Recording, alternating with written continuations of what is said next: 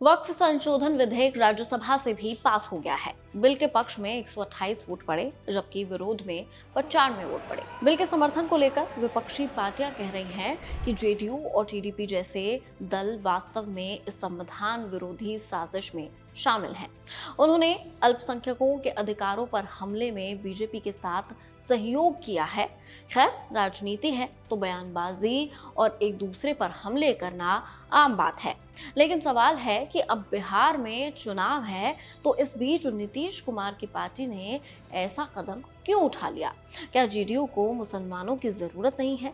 क्या कहते हैं आंकड़े? चलिए बताते हैं। बिहार में कितने फीसद मुसलमान हैं? सबसे पहले इस पर बात करते हैं।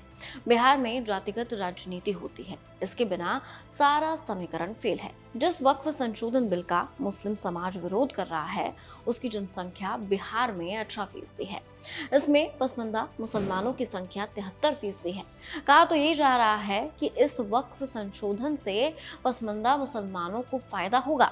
मुख्यमंत्री नीतीश कुमार ने 2005 से बिहार की सत्ता संभाली। 2005 के चुनाव से लेकर 2020 तक के विधानसभा चुनाव की बात की जाए तो नीतीश कुमार की पार्टी में शुरुआती समय में मुस्लिम चेहरे तो विधायक बने, लेकिन अंत में ये आंकड़ा 0 हो गया।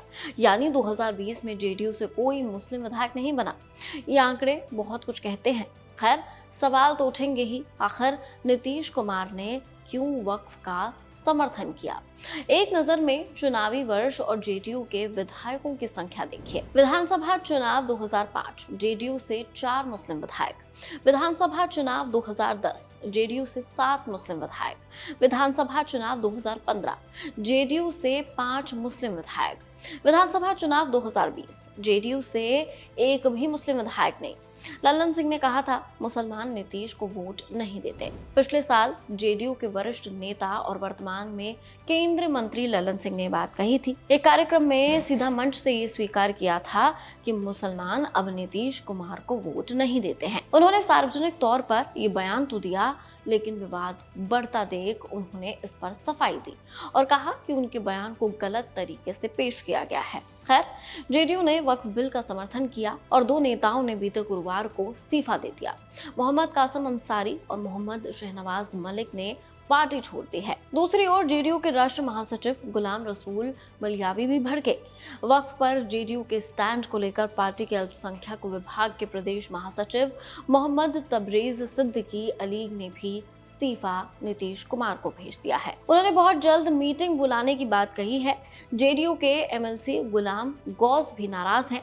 अब देखना होगा कि ये बड़े नेता भी जेडीयू से दूर होते हैं या नहीं, या फिर चुनावी साल है तो क्या निर्णय लेंगे। लेकिन एक बात तो साफ है कि ये वक्फ संशोधन बिल इस बार बिहार के चुनाव में कुछ बड़ा बदलाव जरूर कर सकता है। आप क्या सोचते हैं? क्या वाकई नीतीश कुमार को इससे नुकसान होगा? इन आंकड़ों के हिसाब से आपकी क्या राय है? कमेंट सेक्शन में जरूर शेयर कीजिए। देखते रहिए एबीपी लाइव।